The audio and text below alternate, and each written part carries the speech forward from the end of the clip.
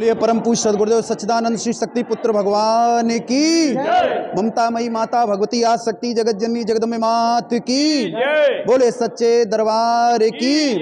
जो ये प्रशांत नाम के कथावाचक हैं, जिनको इस चीज का भी भान और ज्ञान नहीं है कि वाणी का उपयोग क्या होता है, ना सुन के ना समझ के छोटे छोटे जो बच्चे होते हैं, कम से कम उनको इस चीज़ का भान रहता है कि आज मौसम कैसा है, आज का दिन कैसा है। इस मूर्ख को ये भी ज्ञान नहीं है कि धराधाम पर सच्चिदानंद के अवतार हमारे सदगुरुदेव भगवान, हमारे आराध्य श्री शक्ति पुत्र जी महाराज तपस्या के, ऊर्जा के, शक्ति के वो ग्रह हैं, वो सूर्य हैं जिनके सम्मुख इस भूतल पर आज वर्तमान समय पर ना तो कोई धर्माचार्य, ना तो कोई योगाचार्य, ना तो कोई मठाधीश, तांत्रिक मांत्रिक साधु संत उनके पैर के धूल के हजारवें कण के उस ऊर्जा तरंग के बराबर भी कहीं नहीं ठहरते हो। और ये मूर्ख बात कर रहा है कि मैंने योगीराज श्री शक्ति पुत्र जी महाराज की चुनौती को स्वीकार कर लिया। उनकी चुनौती कोई आज की नहीं है।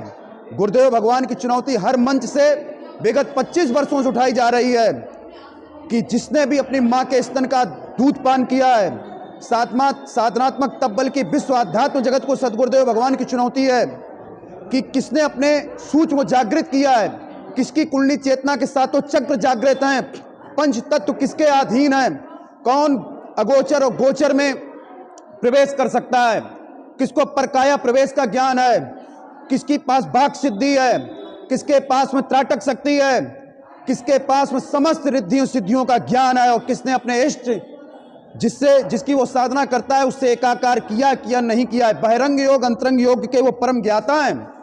अरे प्रशांत, तुम्हारा नाम तो प्रशांत है, प्रा माने सुंदर, शांत माने शांति, जिसके अंदर बहुत शांति, लेकिन तुम्हारे वक्तव्य और तुम्हारी वाणी बताती है कि तुम नाम के बिल्कुल विपरीत जा चुके हो, वो अपने विनाश का आह्वान कर बैठे हो। मेरे गुरुवर के परिचय के बारे में जान लोगे तो तुम्हारे प्राण हलक से बाहर निकल जाएंगे।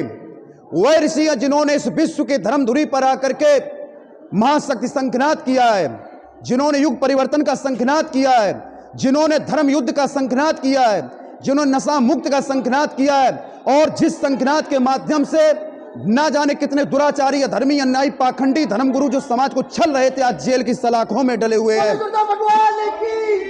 उनको अपनी ऊर्जा नष्ट करने की आवश्यकता भी नहीं है।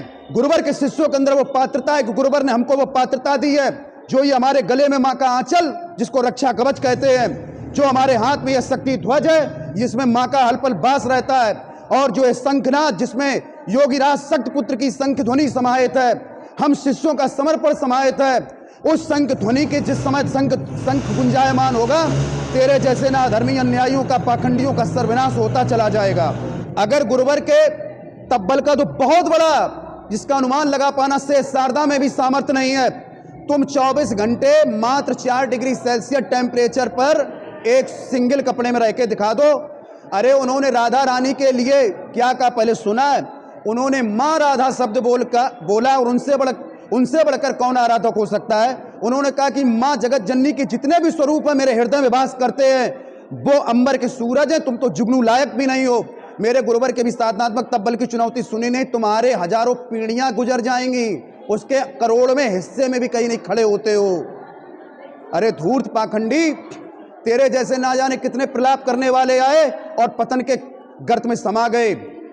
अगर तेरे ऊपर आज कृष्ण की कृपा होती, या राधा जी के नाम के लिए तू जप कर रहा, अगर उनकी कोई कृपा होती तो समझ जाता कि शक्ति पुत्र जी महाराज ने क्या कहा है और वो कौन है, तू भी वहीं पर शरण ले रहा होता, कहीं ना कहीं गुरुवर की विचारधारा के साथ अपने आप को जोड़ रहा होता। लेकिन तुमने आवेश में आकर के उनको पता नहीं क्या क्या बोला। तेरा सौभाग्य कि पहले तुमने गुरुवर का आह्वान किया, और तेरा दुर्भाग्य कि उस शक्ति को नहीं समझ पाया। मैं अपनी वाणी को विराम देता हूं, क्योंकि मेरे चिंतन, हम लोगों के चिंतन इतने हैं कि बड़े बड़े धर्म गुरुओं को जो घमंडी हैं, पाखंडी हैं, उनको कलेजा कपाने वाले हैं। जय गुरुवर की जय माता।